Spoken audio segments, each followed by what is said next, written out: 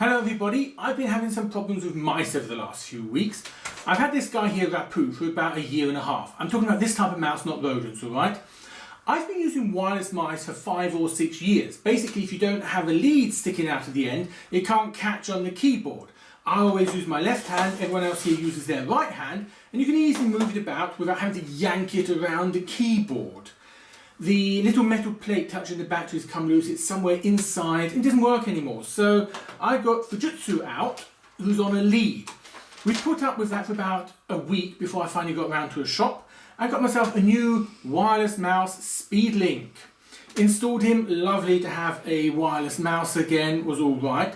But then after a few hours, we noticed the following problem, that when moving the wheel on a long page, when you're trying to go down, suddenly it jumps by about half a metre.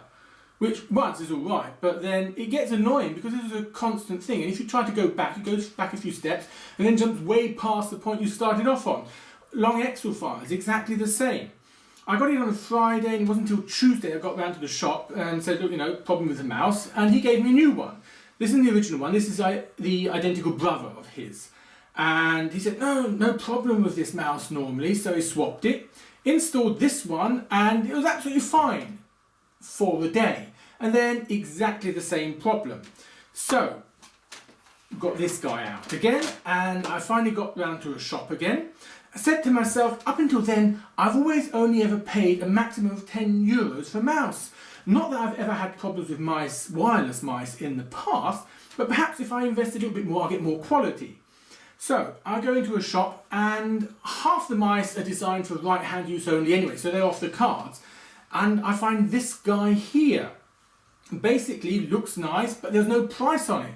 So I take him to the girl at the cash out and say, you know, how much does it cost? She scans it in, says €6. I think, ooh, actually I wanted to pay a little bit more and not less, but I'd have to go all the way to the back of the shop, put him down and select a different one and then come all the way back to the front again. I'm too lazy to do that, so if I'm wasting my money, it's only €6 that I've wasted.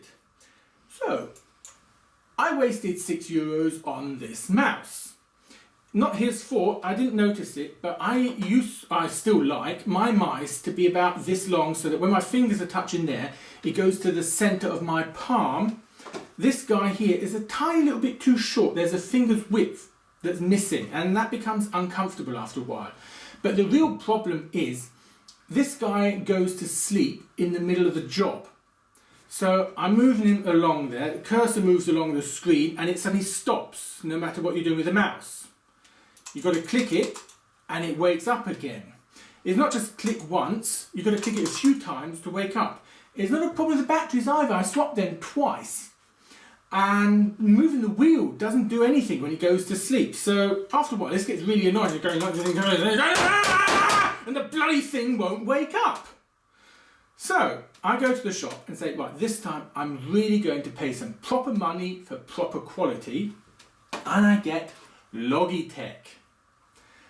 $29.95, a mouse doing what it's supposed to do.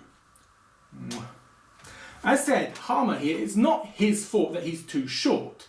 But seriously, you know, I changed the batteries, it wasn't that, and I'm not going to take a mouse back to the shop for €6 and say, this is useless, please do something about it, right? I just simply get a proper mouse that works the way it should. It's lovely. Like this video.